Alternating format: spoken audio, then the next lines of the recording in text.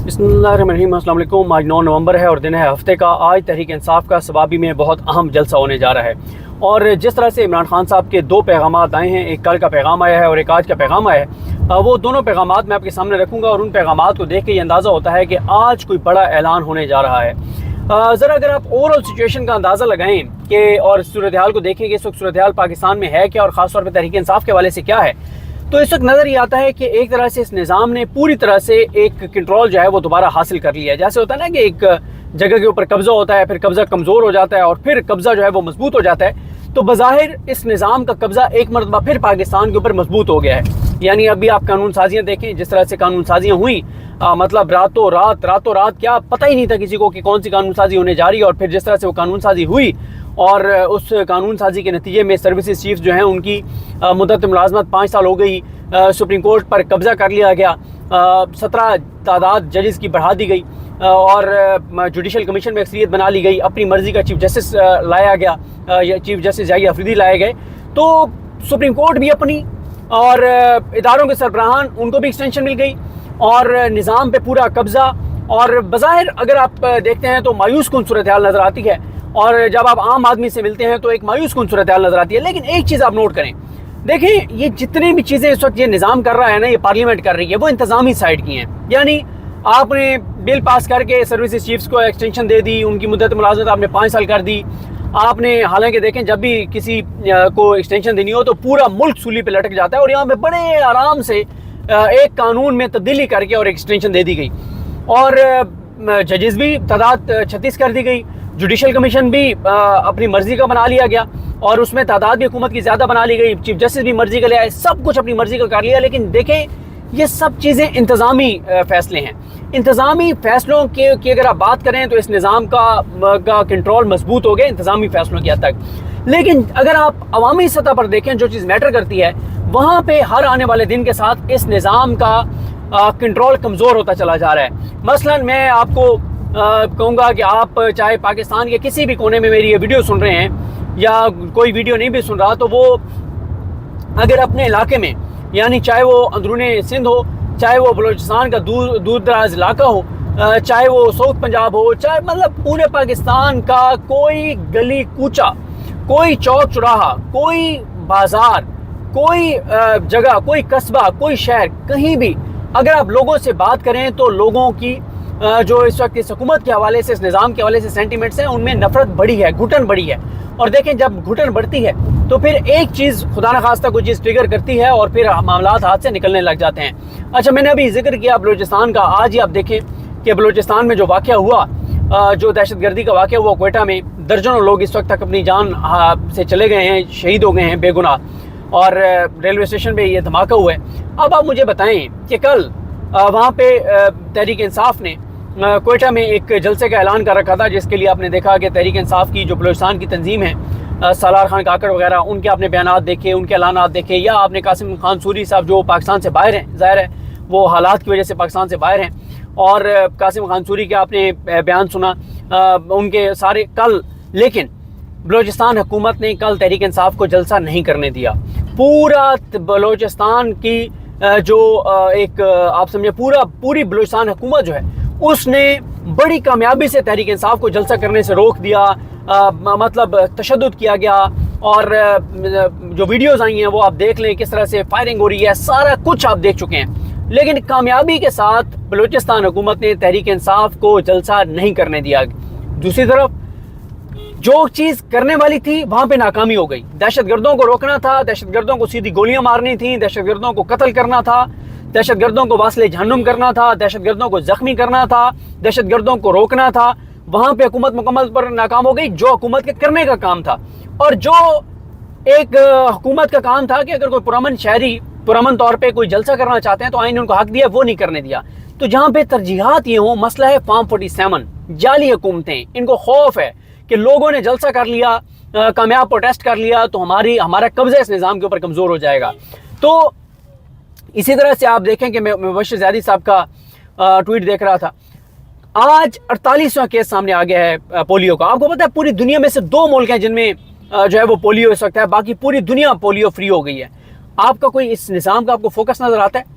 कोई आपको नजर आता है? अब मैं फवाद चौधरी साहब को उसी पे मुबश्शिर ज़ादी साहब के ट्वीट पे कोट ट्वीट पढ़ रहा था कि जितने डिप्टी कमिश्नर्स हैं और जितनी इंतज़ामिया हैं उन अजला में जहाँ पे पोलियो के केसेस सामने आए हैं, उनकी तरक्कियाँ जो हैं वो रोक दें, उनके खिलाफ कार्रवाई करें। लेकिन नहीं होगी। क्यों भाई? ठीक है, अगर उन्होंने पोलियो को कंट्रोल करने में नाकाम हो गए हैं, वो आप कहिए कि मतलब कोई और आवाम को रिलीफ देने में नाकाम हो गए हैं, आवाम को कोई फ़ायदा देने में नाकाम हो गए हैं, लेकिन वो पीटीआई को तो कंट्रोल कर रहे हैं ना, बर्बरियत, यजीदियत, फस्तायत के जरिए पीटीआई का रास्ता रोक रहे हैं। तो कहने की बात यह है कि जितने इस वक्त इक़दाम हो रहे हैं उनसे इंतज़ामी तौर पे तो इस निज़ाम का कंट्रोल बड़ा है, लेकिन अवामी सतह पर घुटन बड़ी है, नफरत बड़ी है, अवाम के सेंटीमेंट्स नेगेटिव हुए हैं। और मैं आज या कल एक वीडियो में ज़रा स्मोक के वाले से बात करूंगा, इस वक्त पूरे पंजाब में क्या सूरत हाल है। और दूसरी तरफ जो पंजाब की वज़ीर आला हैं वो जिनीवा में छोटी सर्जरी करवाने के लिए, और जिस तरह से आ रहा है कि किस जहाज़ पे वो गई हैं और किस तरह से वो गई हैं, वो सारी सूरत हाल आपके सामने है।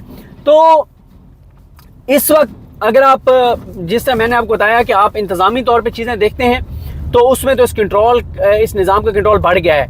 अब तहरीक इंसाफ, इस वक्त तहरीक इंसाफ ज़ाहिर है मेन पाकिस्तान में कुव्वत है, और तहरीक इंसाफ वो कुव्वत है, वो पावर है जिसको अवाम ने 2/3 अक्सरियत दी। इमरान खान को लोगों ने 2/3 अक्सरियत दी इमरान खान के नाम पर। इमरान खान खुद जेल में था, उसकी पार्टी को तोड़ दिया गया, 10,000 लोग गिरफ्तार थे, चारदीवारी का तकद्दुस पामाल हो रहा था, बर्बरियत थी, फस्तायत थी, यजीदियत थी, बल्ला छीन लिया गया, निशानात अजीब अजीब थे, कोई जलसा नहीं कर सकता था, ए और बी कैटेगरी की लीडरशिप नहीं थी, इलेक्शन लड़ने वाले नहीं थे, आम वर्कर्स को टिकट मिले, कोई कंपेन नहीं कर सके, पोलिंग एजेंट नहीं थे, और मतलब सारा कुछ करके देख लिया गया। लेकिन लोगों ने इमरान खान को और तहरीक इंसाफ को 2/3 अक्सरियत दे दी, 2/3 अक्सरियत मिल गई। फिर फॉर्म 47 बनाना पड़ा और एक मुल्क के अंदर एक तबाही और बर्बादी फैलनी पड़ी। काजी सिकंदर राजा और इन सारों ने मिलकर जो कुछ किया वो आपके सामने है। अब आज के जलसा इसलिए बहुत अहम है क्योंकि तहरीक इंसाफ के पास भी मतलब टाइम बहुत कम होता चला जा रहा है। देखें, इस निज़ाम का कंट्रोल हर आने वाले दिन के साथ इंतज़ामी साइड पे बढ़ता चला जा रहा है, लोगों के दिलो दिमाग पे नहीं। देखें, मैटर करता है लोगों के दिलो दिमाग पे हुक्मरानी। अवाम में इमरान खान की पॉपुलैरिटी बढ़ती चली जा रही है, अवाम में इनकी नफरत बढ़ती चली जा रही है, अवाम में अनसर्टेनिटी बढ़ती चली जा रही है, अवाम में नफरत बढ़ती चली जा रही है, अवाम में एतमाद कम होता चला जा रहा है, ब्रेन ड्रेन बढ़ता चला जा रहा है। हर दूसरा पाकिस्तानी पाकिस्तान छोड़ के जाना चाहता है, हर दूसरे पाकिस्तानी को पाकिस्तान का मुस्तकबिल तारीख नजर आता है।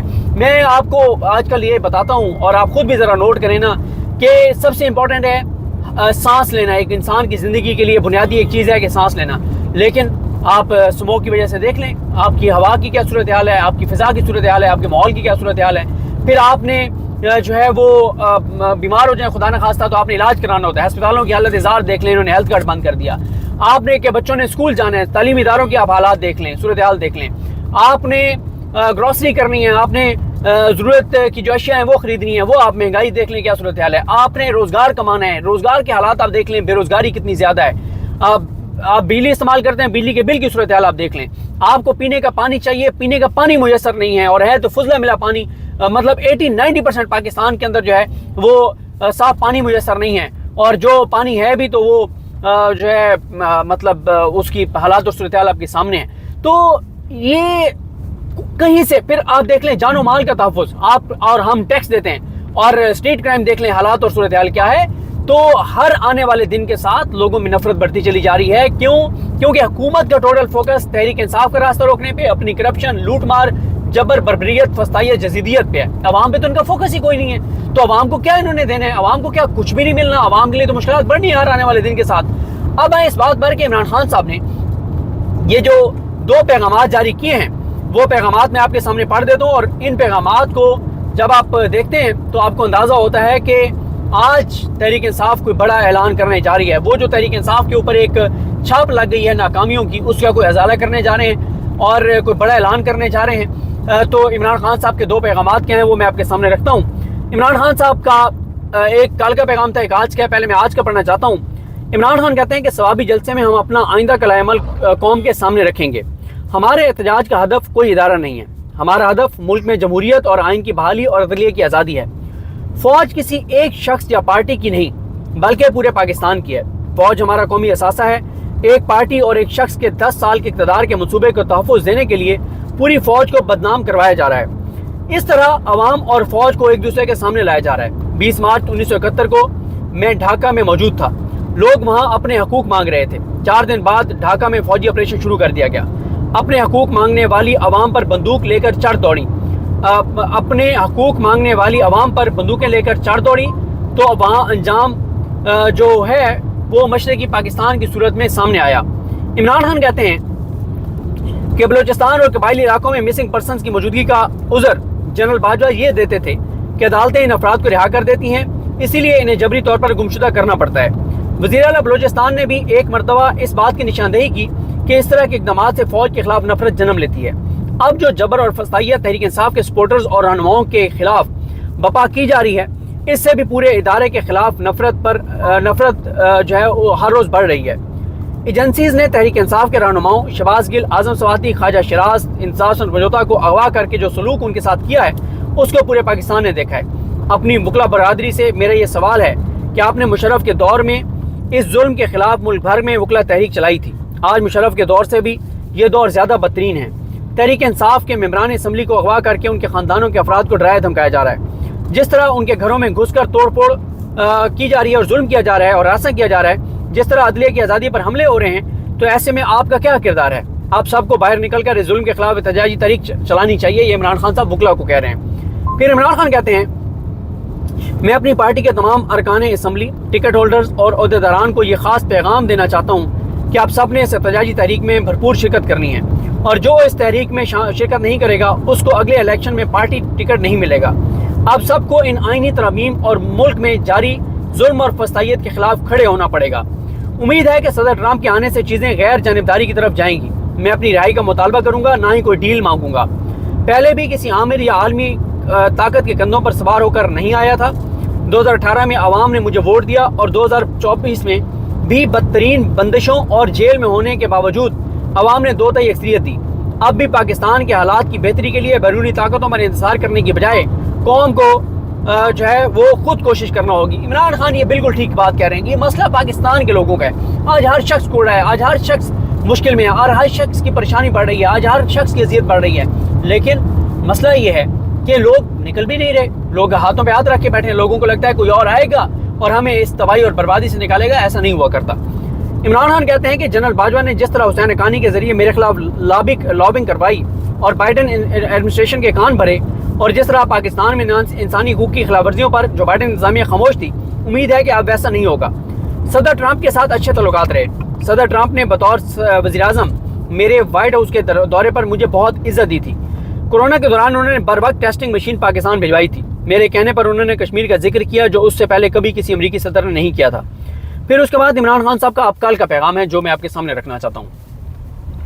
عمران خان صاحب کہتے ہیں کہ ملک میں جمہوریت برائے نام رہ گئی ہے. عدلیہ ایک جمہوری ملک میں آزادی کی ضمانت ہوتی ہے جو اب نہیں ہے. ملک میں صرف انتخابات سے جمہوریت نہیں آتی. حقیقی جمہوریت کے لیے صاف شفاف انتخابات، آزاد عدلیہ، قانون کی بالادستی اور احتساب کا ہونا ضروری ہوتا ہے، ورنہ انتخابات کا ڈھونگ تو ڈکٹیٹر بھی رچاتے ہیں. عمران خان کہتے ہیں کہ ملک کے میڈیا پر اس وقت مکمل سینسرشپ ہے. میں نے اخبار دیکھے ہیں، ان میں میرا کوئی بیان نہیں چھپتا. اس وقت حکومت نے آئین میں ترمیم کر کے سپریم کورٹ پر بھی قبضہ کر لیا ہے. یہ جو مرضی اب ناانصافیاں اور ظلم کریں، اب ان سے کوئی نہیں پوچھے گا. تحریک انصاف جو ملک کی سب سے بڑی جماعت ہے، اس کو ہرانے کے لیے قاضی فائزی صاحب اور چیف الیکشن کمشنر نے ان کے ساتھ مل کر مینڈیٹ چوری میں ان کی مدد کی. انہوں نے جو پاکستان کے عوام کے مینڈیٹ پر ڈاکہ مارا ہے، اس کو بچانے کے لیے انہوں نے یہ ساری قانون سازی، اس غیر آئینی پارلیمنٹ، غیر آئینی صدر، غیر آئینی وزیر اعظم اور اس فارم 47 کی پیداوار نظام کو استعمال کر کے آئینی ترامیم کروائی ہیں. اس قانون سازی کا مقصد صرف پاکستان کے عوام کے حقوق کو سلب کرنا ہے. آرمی چیف کی مدت ملازمت میں توسیع. فوج کا اندرونی معاملہ تب ہوتا اگر آرمی چیف نیوٹرل ہوتا. موجودہ آرمی چیف اس ناجائز حکومت کو تحفظ فراہم کر رہا ہے. حکومت نے مینڈیٹ پر مارے گئے ڈاکے کو تحفظ دینے کے لیے آرمی چیف کی مدت ملازمت میں توسیع کی ہے. اس پر پارلیمنٹ میں قانونی بحث ہونی چاہیے تھی. یہ انتہائی اہم معاملہ تھا اور اس پر کوئی قانونی بحث کے بغیر قانون سازی کی گئی ہے. میں اپنی ساری پارٹی بالخصوص قیادت کو یہ پیغام دیتا ہوں کہ احتجاجی تحریک کی تیاری کریں. احتجاج کی قیادت تحریک انصاف کی جوائنٹ لیڈرشپ کرے گی. جو ٹکٹ ہولڈر یا عہدیدار احتجاج میں شرکت نہیں کرے گا اس کی پارٹی میں کوئی جگہ نہیں ہے اور نہ ہم اس کو اگلے الیکشن میں ٹکٹ دیں گے.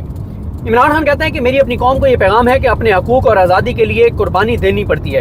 آپ سب کو حقیقی آزادی اور آزاد عدلیہ کے لیے کھڑا ہونا پڑے گا. ڈنڈے کے زور پر یہ حکومت نہیں چلائی جا سکتی. میں پچھلے 16 ماہ سے جیل میں ناحق قید ہوں. اگر ہم آج ان کے سامنے نہیں کھڑے ہوں گے تو پاکستان میں جمہوریت کا مکمل طور پر ختم ہو جائے گا۔ میں سمجھتا ہوں کہ غلامی سے موت بہتر ہے۔ یہ مجھے ملٹری کورٹس میں لے جانا چاہتے ہیں تو لے جائیں، میں اس کے لیے بھی تیار ہوں، لیکن ان کی غلامی قبول نہیں کروں گا۔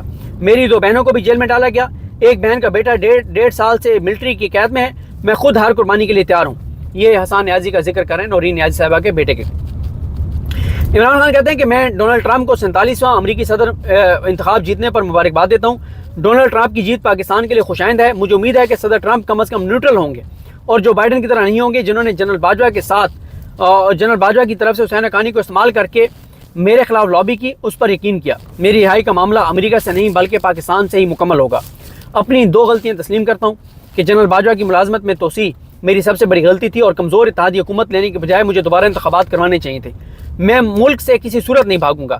میرا نام مستقل طور پر ایسر پر ڈال دیں، میں نے باہر نہیں جانا۔ پہلے نواز شریف باہر گیا، اب اس کی بیٹی بھی باہر چلی گئی ہے۔ بیرون ملک علاج انتہائی مہنگا ہے اور ان کا سارا ٹبر باہر بیٹھا ہوا ہے۔ ان کی جائیدادیں اور ان کے پیسے ملک سے باہر ہیں۔ اگر میں نے نواز شریف اور زرداری کی طرح چوری کی ہوتی تو ڈیل کر کے ملک سے بھاگ گیا ہوتا۔ یہ عمران خان صاحب کے 2 اہم پیغام تھے جو میں نے آپ کے سامنے رکھے ہیں۔ لگتا یہی ہے کہ آج کوئی بڑا اعلان سامنے آنے والا ہے۔ دیکھتے ہیں جی آج ثوابی کا جلسہ کتنا کامیاب ہوتا ہے، لوگوں کے وہاں سینٹیمنٹس کیا ہیں اور اعلانات کیا ہوتے ہیں، کوئی تاریخ آتی ہے، کیا ہوتا ہے، کوئی لانگ مارچ ہوتا ہے، دھرنے کا اعلان ہوتا ہے، ایک سٹیپ بائی سٹیپ ہوتا ہے یا ایک ہی کال ہوگی۔ دیکھتے ہیں چیزیں کیسے آگے بڑھتی ہیں۔ مجھے اپنی دعا میں یاد رکھیں۔ الگ صاحب کامی ناصر، اللہ حافظ۔